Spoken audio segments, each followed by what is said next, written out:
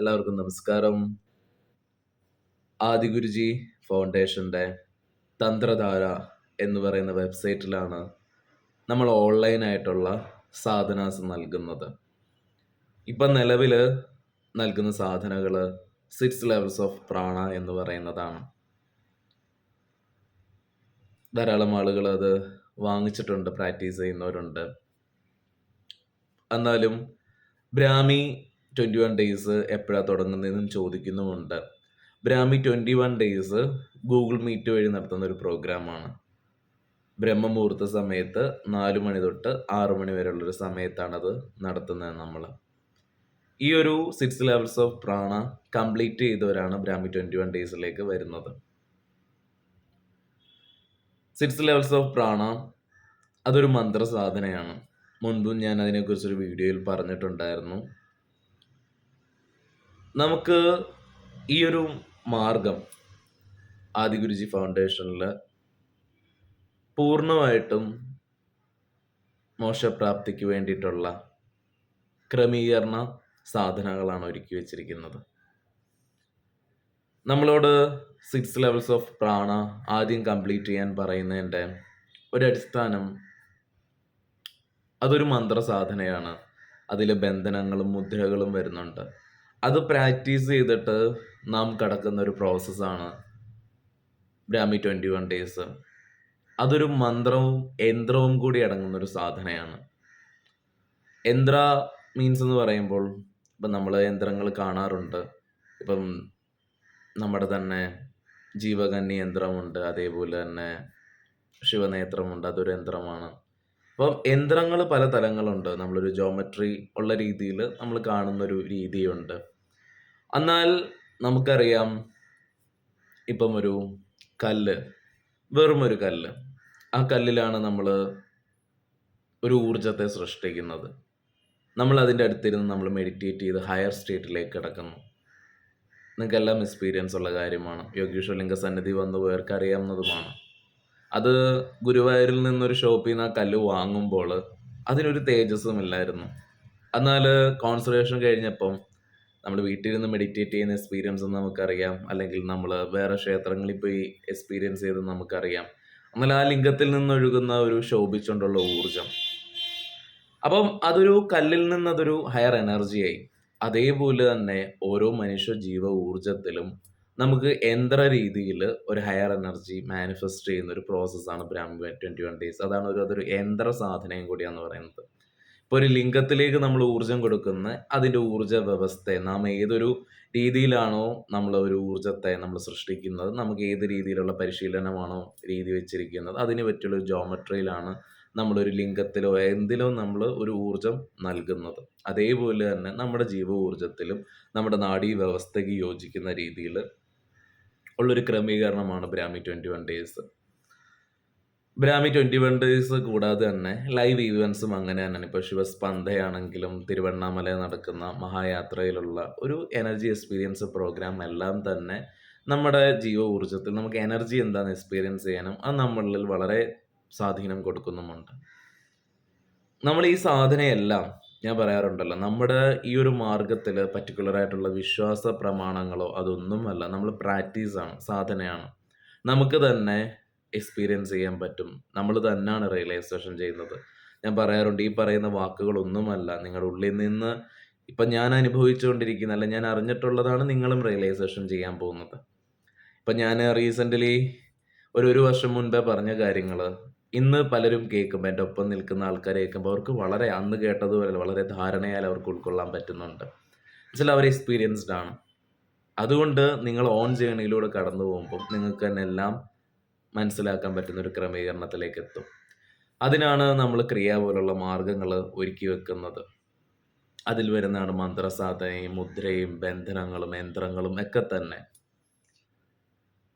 അതേപോലെ തന്നെ നമ്മൾ ഓരോ പ്രാക്ടീസ് ചെയ്ത് വരുമ്പോഴും നമ്മൾ ഓരോരോ ഇപ്പം പറഞ്ഞില്ല, ബിഗിനിങ് നമ്മൾ ചില സാധനാസ് അറ്റൻഡ് ചെയ്ത് കഴിഞ്ഞ് നമ്മളൊന്ന് എത്തിക്കഴിയുമ്പം ഞാൻ പറയല്ലോ, നമുക്ക് ഒരു 84 ചക്രങ്ങൾ വരെ, 84 സ്ത്രീകൾക്ക് 51 വരെ എത്തുമ്പം തന്നെ അവർ കുറച്ചുകൂടും ശ്രേഷ്ഠതയിൽ അവർ നിൽക്കും. എന്നാൽ പുരുഷന്മാർ ഒരു 84 വരെയൊക്കെ എത്തുമ്പോഴാണ് അവർ കുറച്ചുകൂടും ഒരു തലങ്ങളേക്ക് എന്ന് വെച്ചാൽ നമുക്ക് എനർജി എക്സ്പീരിയൻസ്ഡ് ആണ്. നമുക്ക് ആദ്യം ഉണ്ടാകുന്ന അനുഭവങ്ങളിലാണ് നമ്മൾ പറയുന്നത്. ഇപ്പം ചിലർ പറയും, ഗുരുജി എൻ്റെ മൂലാധാര വൈബ്രേറ്റ് ചെയ്തു, വിശുദ്ധി വൈബ്രേറ്റ് ചെയ്യുന്നു, എനിക്ക് എനർജി ഹയർ ആയിട്ട് വരുന്നു എന്നൊക്കെ ഉള്ളത്. ഞാൻ പറഞ്ഞു, നിങ്ങളുടെ ഇടയും പിങ്കളയും സജീവമായാൽ, നിങ്ങളുടെ സുഷുമ്ന നിങ്ങളുടെ നട്ടിലൊന്ന് ജസ്റ്റ് ഒന്ന് നൂന്നിരുന്നാൽ തന്നെ നിങ്ങളുടെ എനർജി ഹയർ സ്റ്റേറ്റിലേക്ക് എത്തും. മെഡിറ്റേഷൻ്റെ ഹയർ ലെവലിലേക്ക് എത്തും. സ്പൈനിലൂടെയാണ് മെഡിറ്റേഷൻ സംഭവിക്കുന്നത്. അതിനെയാണ് നമ്മൾ ചക്രങ്ങൾ എന്നൊക്കെ പറയുന്നത്. ആ തലത്തിലേക്ക് വളരെ പെട്ടെന്ന് എത്താൻ പറ്റും. പക്ഷേ നമ്മുടെ ലൈഫിൽ ഞാൻ പറയുന്നത്, നമ്മൾ വിചാരിക്കും എനർജി എക്സ്പീരിയൻസ് ചെയ്യുന്നതാണ്. അല്ലെങ്കിൽ ഞാൻ പറഞ്ഞു, ആദ്യം തന്നെ ഞാനൊരു കാര്യം എടുത്തു പറഞ്ഞു, ഇത് മുക്തിക്ക് വേണ്ടിയിട്ടുള്ള മാർഗമാണ്. അത് സംഭവിക്കണമെങ്കിൽ പരിധിയിൽ കൂടുതൽ ഊർജ്ജം എന്ന് നമ്മളിൽ നിന്ന് അറിയണം. അങ്ങനെ കടന്നു പോകുമ്പോൾ നമുക്ക് തന്നെ അറിയാൻ പറ്റും സംതിങ് നമുക്ക് ഏതൊക്കെയാണ് വേണ്ടതെന്നുള്ളത് നമ്മൾ തന്നെ റിയലൈസേഷൻ ചെയ്യാൻ തുടങ്ങും. ആ പ്രക്രിയയിലാണ് നമ്മൾ എന്ത് ചെയ്യുന്നത്, ശിവരാജയോഗിയുടെ ബ്രഹ്മവിദ്യ നമ്മൾ അഭ്യസിക്കാനായിട്ട് നൽകുന്നത്, രാജയോഗിയുടെ ദീക്ഷ നൽകുന്നത്.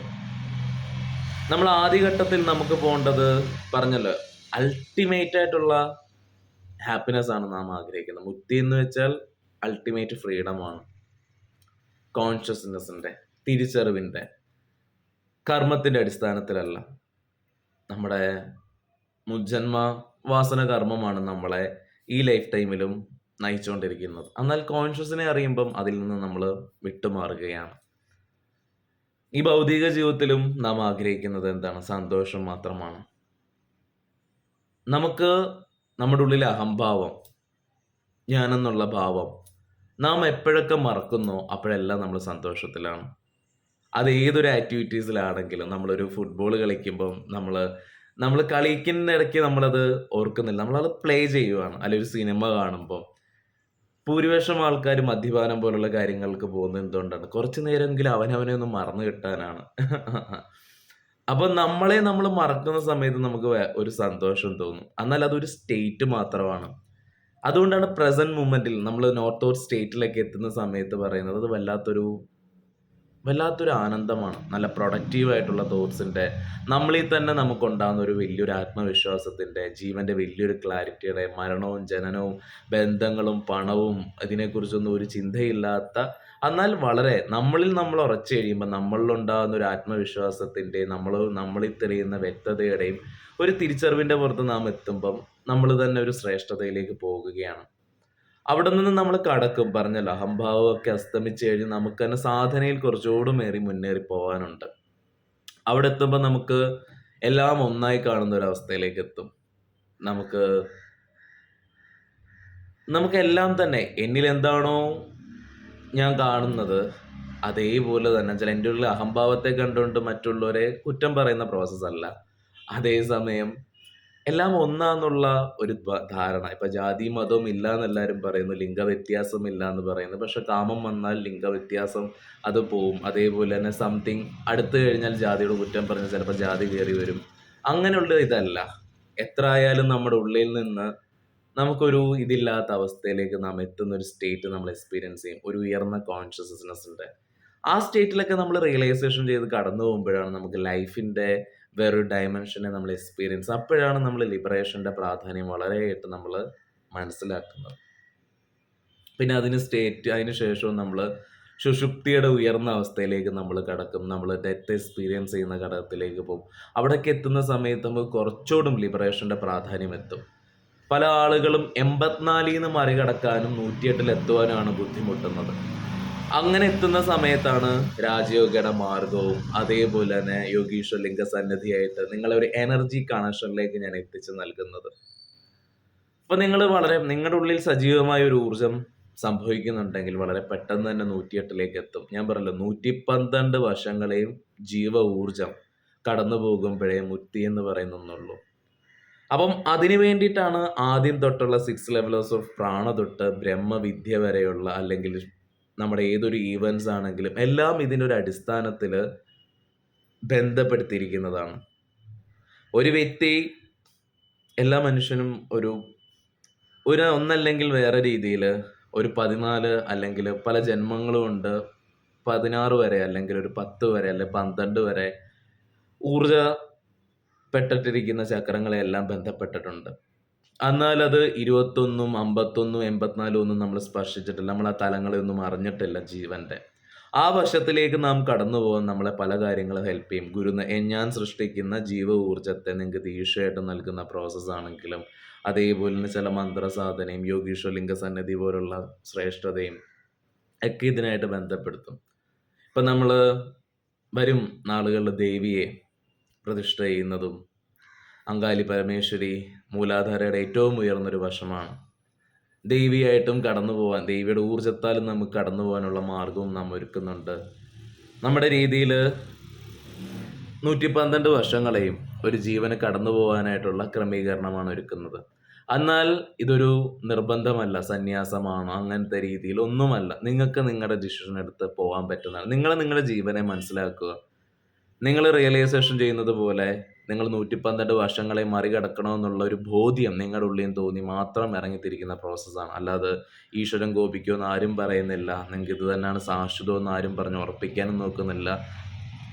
നിങ്ങൾക്ക് വില്ലിങ് ആണെന്നുണ്ടെങ്കിൽ നിങ്ങൾ സാധന ചെയ്യുക. ഇതേപോലുള്ള ഞാൻ നൽകുന്ന പ്രോസസ്സിലൂടെ കടന്നു പോവുക. നിങ്ങൾ തന്നെ മനസ്സിലാക്കുക എന്നുള്ളത് മാത്രമേ എപ്പോഴും പറയുന്നുള്ളൂ. ഇപ്പോഴും അത് തന്നെ പറയുന്നു. എല്ലാവർക്കും നമസ്കാരം.